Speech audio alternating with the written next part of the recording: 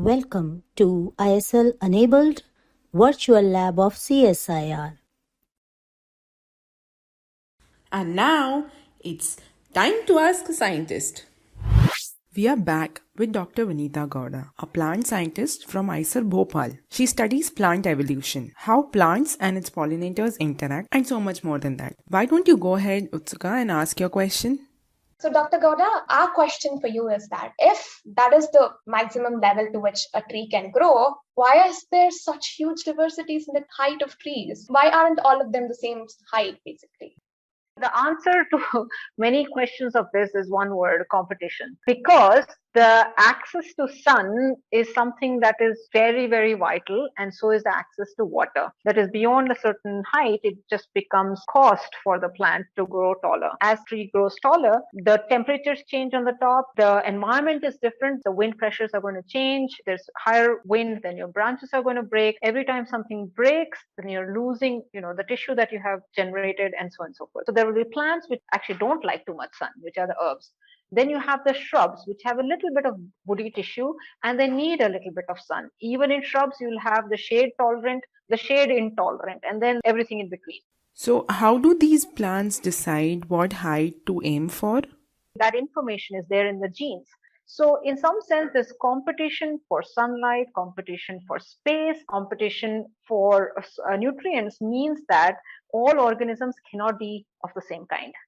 And so competition has resulted in selection of different traits, and one of those traits is this tree size. So it's basically how diversity is created in nature, right? Like if all of them like the same thing, then you would not have that resource. There would be a shortage in that resource. While if different organisms go for different resources or they modulate that, then you can accommodate more people. So I think it's more sort of how communities are structured. So therefore we have different people. We need artists, we need scientists, we need teachers, social workers. And so this creates a special space for all of us. Therefore, it accommodates all our requirements. I think it's the outcome of both this competition and community structures. So, does a lot of your work is going and collecting plant samples and then studying their DNA to see how their behavior changes with their environment or doesn't change?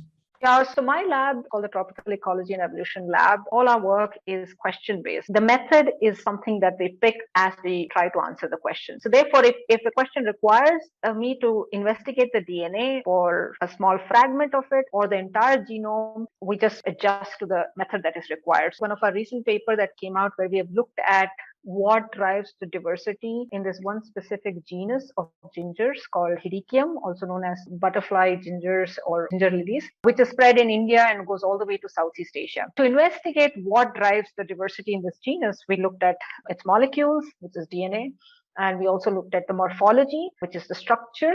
So when you were studying this ginger family, did you have to go to the forest and see where that they distributed and so on?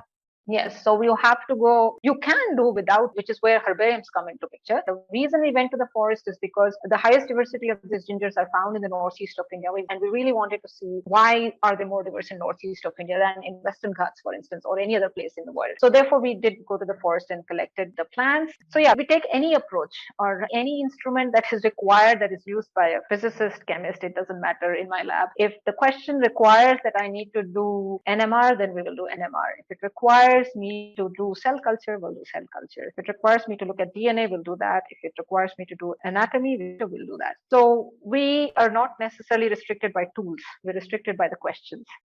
You mentioned that you like to ask interesting questions about plants. For example, why are these ginger family more diverse in Northeast than in Western Ghats?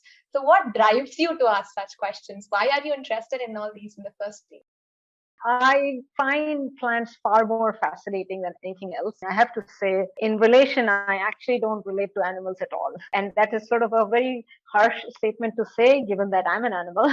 And so I don't relate to my own species in that sense. And I relate to plants, partly because I like the fact that plants represent something that is very liberal and flexible, right? They can do anything. So one of the questions that we also look in my lab is when does a flower decide which sex it wants to be? And I like that challenge, that anything can happen. And every single time I've said, I know this plant, I know what it's doing, it does something else. So it keeps me excited, and I kind of like these challenges. One thing is that while I do like plants, more recently I realized that I've always liked plants. But, like how everyone is, there was a time where I thought I wanted to be a chemist. There was a time where I thought I should be a zoologist and a physicist and whatnot. So I've gone through that phase. So interestingly, what changed for me is, so oftentimes people have stories of how someone motivated. In my case, it's like most of my decisions were based on people who were not very encouraging. It just so happened that my best teachers in most places were botanists. Once I realized that I wanted to study plants, I did my bachelor's in botany and chemistry and zoology. Then I chose, when I had to do my master's, I decided that between the two, again, like I said, I had very good botany teachers. And so I chose to do master's in botany over all that biotechnology, bioscience, whatever it had. I guess I've always revolted against what is the common thing. And when I was going to master's, biotech and biochemistry and microbiology were the in thing. And everyone was doing molecular work, and I just didn't want to do it. So it was sort of more like a personal revolt that I went to the most basic science, and that was botany. And so I just said, I'm going to just show to the world that this is really good. And so I went to botany, and luckily I had some very good teachers there too. And then I kind of realized I sort of was exposed because of people, my seniors and few people, about this subject called ecology, which is usually taught as a side subject or at that time used to be taught as a secondary sort of a topic within botany or a topic within zoology. And so ecology allowed me to not choose, because you could be, you could do plant animal interaction, in which case you're a plant biologist, but also a zoologist, So it allowed me this flexibility. And then there was molecular ecology, which means that I could also do molecular work. So I think ecology allowed me to sort of explore and not necessarily pick a very specific field. So that's when I decided that I wanted to do ecology work. What kind of advice would you give to students who may want to pursue something like the way you pursued your, love for plants and passion for plants? I think it's important that when you see someone else do it, you should have a tinge of jealousy. So when I see a very good work that is published, I kind of read it and I go, I wish I had done that. And then I know that's where I should be. So for me, botany and the kind of science that I do is exactly that. But I think trying is very important, is because it helps you to focus and decide what is it that interests you. Because there's just so many fields. Therefore, you need to weed out things that are not interesting for you, and everyone has a different interest. And there are jobs like, some people don't want to work from beyond 9 to 5, in which case, you're like, oh, I'm like sitting in the lab and it's like 12 o'clock past 5. Then lab work is not your thing. Pick a job that is 9 to 5. So I think it's very important to know what you don't like first. So I think my advice would be to see what you don't like and also identify what you like. And remember that nothing is easy.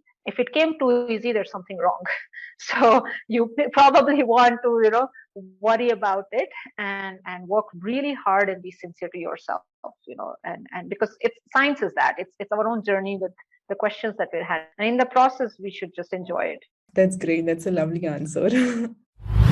So Jigyasa, what did we learn today? Trees grow taller because they have a particular region called meristem present at their shoot tip. The DNA in the cells of the meristem decides the height of the trees.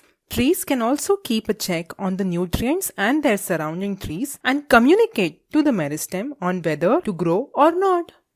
Exactly. Trees are very clever. We also spoke to Dr. Gowda and learned about various techniques she uses to answer curious questions about plants and trees. She says different tree species have different heights because that diversity is very essential to avoid competition. But what we know about trees and plants might change as we get more evidence over time. Who knows? One of our listeners might study trees in the future and find out something about them that we never knew before. So, that's it for today. If you want to know more about today's scientist, check out their profile. The link is in the show notes. If you have any questions you want us to explore, shoot them away to indiaaskswhy@gmail.com. If you would like to talk to us directly, then join the fun on our Telegram group. Again, the link is in the show notes. For updates on India Asks Why, follow us at India Asks Why on Twitter and at India_Asks Why on Instagram. Shweta N. Hegde and Ruchi Manglunia are the hosts for the podcast. Indulekha MS edited this episode. And Khushi Goyal transcribed it. And we are funded by India Biosciences Second Outreach Grant. Until next time, till then, stay tuned and stay curious.